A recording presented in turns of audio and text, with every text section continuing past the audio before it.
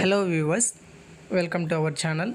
ఈరోజు ఈ వీడియోలో మన టాపిక్ వచ్చేసరికి ఆంధ్రప్రదేశ్ ముఖ్యమంత్రి వైఎస్ జగన్మోహన్ రెడ్డి ప్రవేశపెట్టిన వైఎస్ఆర్ హౌసింగ్ స్కీమ్ పథకం ఫైనల్ ఎలిజిబుల్ లిస్ట్ అనేది వచ్చేసింది.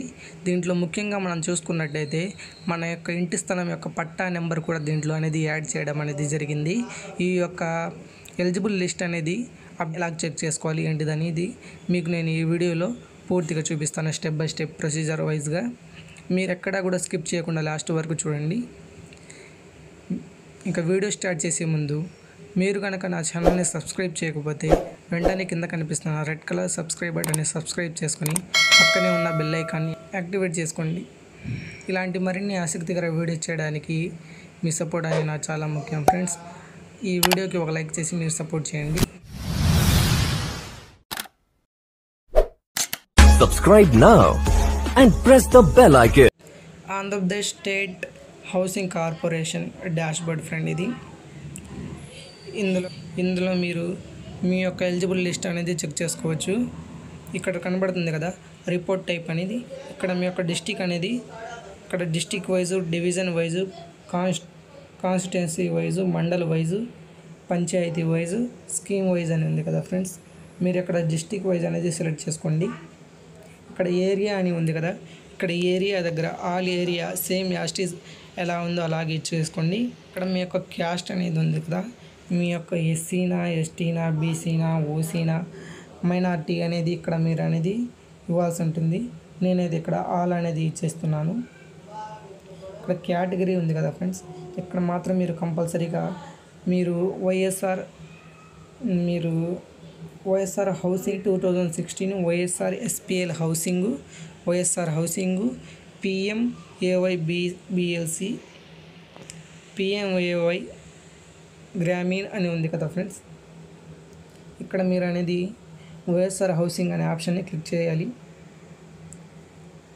తర్వాత ఇక్కడ కింద చూసుకున్నట్టయితే సేమ్ యాస్టీజ్ అలాగే కిందకు వచ్చేసేయండి.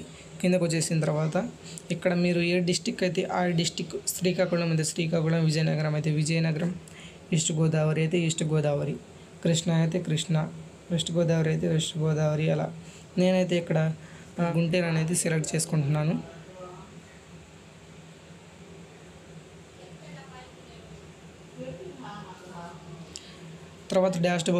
తర్వాత నెక్స్ట్ పేజ్ అనేది ఈ విధంగా ఓపెన్ అవుతుంది. ఈ విధంగా ఓపెన్ అయిన తర్వాత మీకు ఇక్కడ చూసుకోవచ్చు, ఇక్కడ డివిజన్ వైజ్ ప్రోగ్రెస్ రిపోర్ట్ అని చూపిస్తుంది కదా. ఆల్ ఏరియా క్యాస్ట్ అనేది అన్ని క్యాస్ట్లు కలిపి ఉంటుంది. స్కీమ్ అనేది అన్ని స్కీమ్స్ దీంట్లో ఇంక్లూడ్ అయి ఉంటాయి. ఇక్కడ మనకు వచ్చేసరికి డివిజన్ వైజ్ తీసుకున్నాం కదా. ఇక్కడ మీరు గుంటూరు డిస్టిక్లో మీరు గుంటూరు రూరల్ అయితే రూరల్, లేకపోతే తెనాలి అయితే తెనాలి, లేకపోతే నసరావుపేట అయితే నసరావుపేట అనేది దాన్ని సెలెక్ట్ చేసుకోవాలి. నేను ఇక్కడ నసరావుపేట అనేది సెలెక్ట్ చేసుకుంటున్నాను.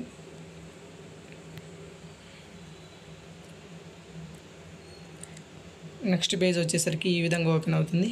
ఇక్కడ కిందకి స్క్రోల్ చేసుకున్నట్టయితే ఇక్కడ మనకి district or division or constituency అని ఉంటుంది. ఇక్కడ మీరు ఏ కాన్స్టిట్యున్సీ కిందకైతే వస్తారో ఆ కాన్స్టిట్యున్సీ అనేది మీరు ఇక్కడ సెలెక్ట్ చేసుకోవాల్సి ఉంటుంది. నేను ఇక్కడ చిలకలూరుపేట అనేది సెలెక్ట్ చేసుకుంటున్నాను.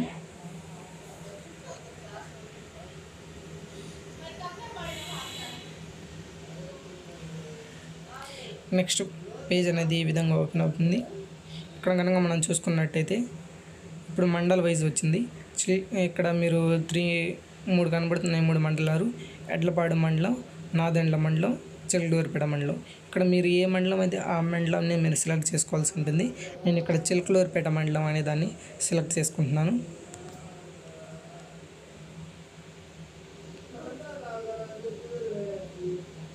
నెక్స్ట్ పేజ్ అనేది మళ్ళీ ఈ విధంగా ఓపెన్ అవుతుంది.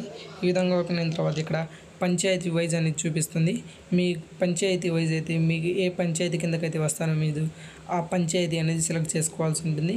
ఇక్కడ చూసుకున్నట్టు కనుక ఎడవల్లి, కట్టుబాడి వారిపాలెం, గోవిందాపురం, గంగన్నపాలెం, కమ్మవారిపాలెం, కావూరు, లింగంగుంట్ల, పోతావరం, మానకొండవారిపాలెం, దండమూడి, వేలూరు, కక్కుపల్లి వారిపాలెం, పొట్టిపాడు, పస్మర్రు, బొప్పూడి, రాజపేట, గోపవరిపాలెం, మద్దిరాల, మురిగిపూడి, రామచంద్రాపురం తాడిపర్తి అని పంచాయతీ చిల్లూరుపేట కింద ఈ పంచాయతీస్ అనేవి వచ్చాయి. దీంట్లో మీరు ఏ పంచాయతీ అయితే ఆ పంచాయతీని మీరు సెలెక్ట్ చేసుకోవాల్సి ఉంటుంది ఫ్రెండ్స్. నేను ఇక్కడ బొప్పూడిని సెలెక్ట్ చేసుకుంటున్నాను.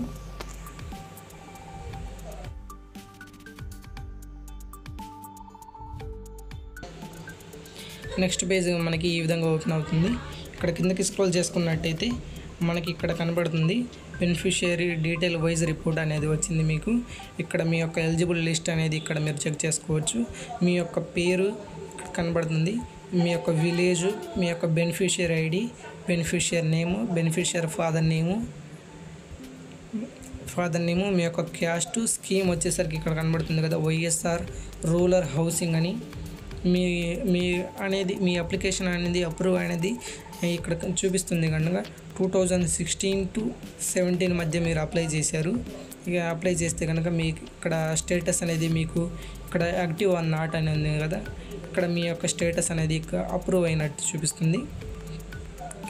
సేమ్ యాస్టీజ్ ఇలాగే మీ యొక్క పేరుని మీరు చూసుకోవచ్చు ఫ్రెండ్స్. బెనిఫిషియరీ ఐడీస్ చెక్ చేసుకోవచ్చు. లేకపోతే ఇక్కడ పైన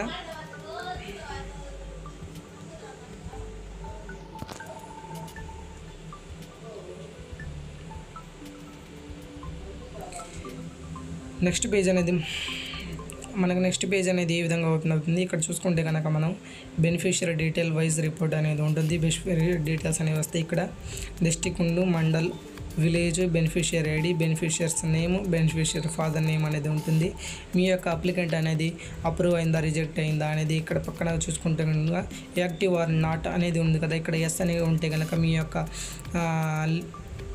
నేమ్ అనేది ఎలిజిబుల్ లిస్ట్లో వచ్చినట్టు.